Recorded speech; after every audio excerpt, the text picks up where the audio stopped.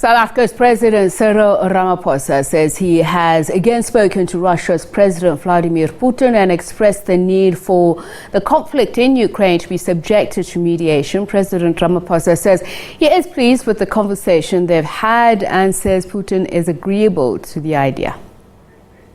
Well, I did put out a tweet about it, that we had a very good conversation.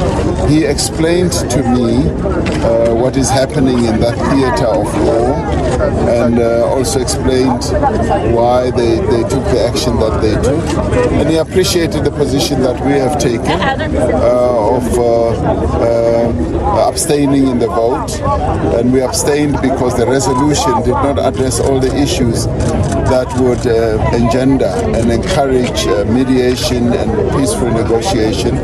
So we expressed to him that we still want the conflict to be subjected to mediation, and he accepted that. So we are grateful for the conversation that we had. It happened at our instance. We asked for it because we felt that we needed to hear from him, and I'll be talking to other world leaders as well to talk about this and also to explain the stance and the position that we have taken, remembering that there are many other countries that have taken the same position that we have taken. Dirk Kotzé is a professor in political sciences at the University of South Africa. He joins us now from Pretoria to talk a little bit more about this. A very good evening to you, Professor. Always good to chat to you. The significance of this, President Cyril Ramaphosa saying that he called the Russian president again to,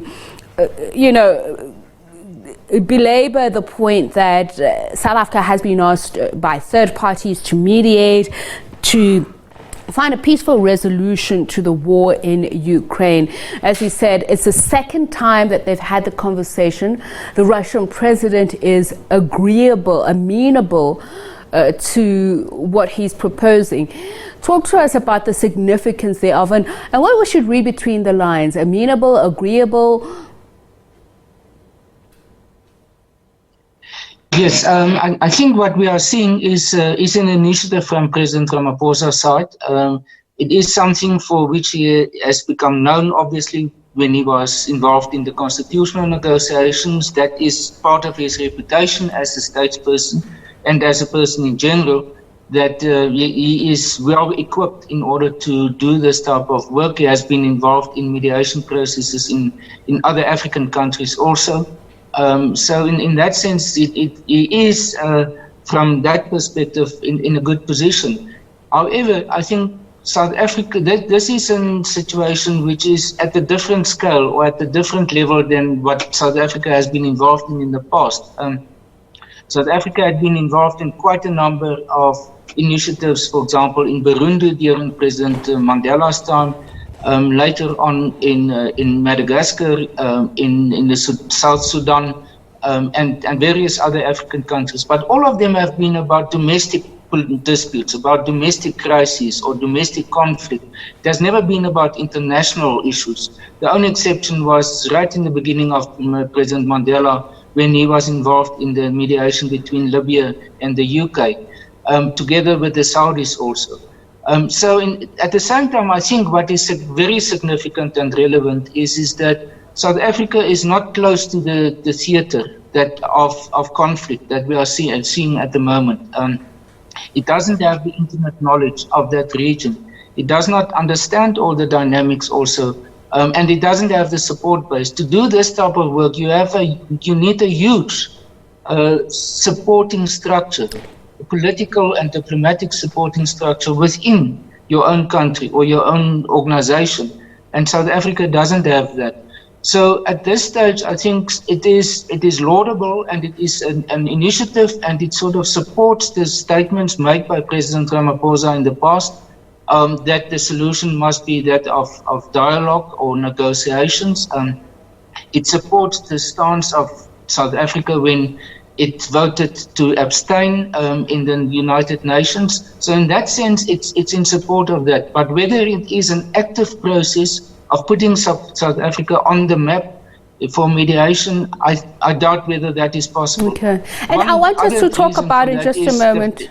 I want us to talk in a moment of what would be considered mediation, but I want to, before you go too far, lash on to the issue of why this is a big issue for South Africa, that it lacks the requisite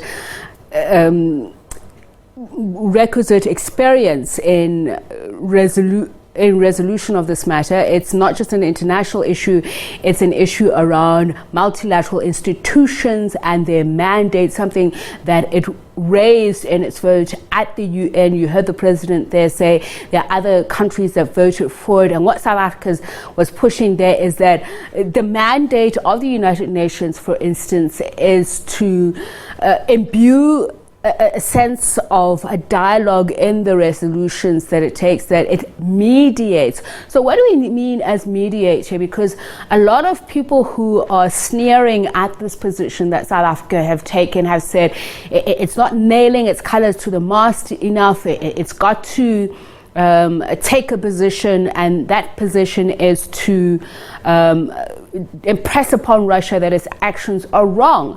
But if you are to appeal to President Vladimir Putin, who says his national security is in danger, he's being maligned by the international community on an issue that he's raised on so many occasions, does South Africa have the influence to talk about these issues, as you mentioned? No, South Africa doesn't have, unfortunately. It doesn't, it's not, the players involved in this, the role players involved, it includes NATO, it includes the European Union, it includes, on the other hand, the eastern part, including this Russia, Belarus, and other countries. So it's a vastly different type of dispute and the conflict situation compared to what South Africa has been involved in and very successful with in the past, as I tried to explain. But South Africa doesn't have the muscle, and mediation is about the process where a third party, it's normally referred to, is involved in order to assist the parties involved in the conflict or dispute to be able to negotiate in an agreement. So it is an assisted form of negotiations. It is when the two parties on their own cannot succeed in negotiations, and when they have failed, when they've reached a stalemate, for example, then mediation comes in, because there's other forms of assistance also. In the UN Charter, it lists a whole range of it, which is ranging from mediation to conciliation to legal means of dealing with these issues, towards, in the end, including sanctions and even in some cases military action, as the United Nations have authorized in some instances in the past. So mediation, therefore, doesn't have a particular status of its own. For example, the United Nations Secretary General especially can use the concept of the good offices in order to mediate. And I think in this situation, the United Nations ultimately is possibly in the best position in order to become involved in it, because Russia is a member of one of the 5 permanent members in the Security Council, so there's a senior position in the United Nations. But on the other hand, the Ukraine is also a member of the United Nations. And the United Nations is not involved in the dispute itself. It's not on one or the other side. So this is, I would think in the end, is going to become some of the options, some of the really viable options in order to look at this situation. But what is at the moment happening is that there are some talks already happening. There have been 3 rounds of talks between the Ukrainian and Russian sides at the lower level on the border of the Belarus, mainly about humanitarian corridors. Now Thursday, there was a meeting between the 2 ministers of foreign affairs in Turkey, in Antalya, on the side of a bigger diplomatic forum meeting there.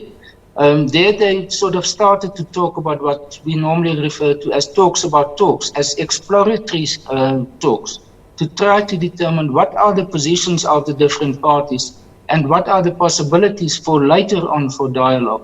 But dialogue or negotiations only become possible at a much later stage. And that is very often mediators make the mistake to move in too quickly, too early, and then it always fails. Okay. So at this stage, it is too early.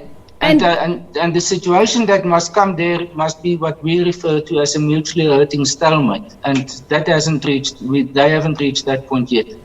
So let's look at what would be influencing that. We've heard that Russian, actually we know the stickler point has been membership of NATO. President Zelensky is saying that that's off the table, but we hear from reports that the Russian president says that as much as he acknowledges that he doesn't trust Ukraine to hold to that. And I'd imagine at the end of the day is the need for mutual trust. So what would get, even if there are other agencies who are going to influence this, Russia to commit to withdrawal of forces, Ukraine to commit to not wanting NATO membership, but also to talk about how to honor what was seen as the independence of these two states in the eastern parts of Ukraine.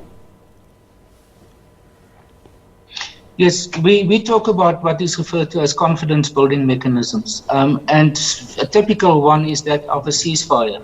And the ceasefire can be negotiated between the different parties, or it can be announced unilaterally.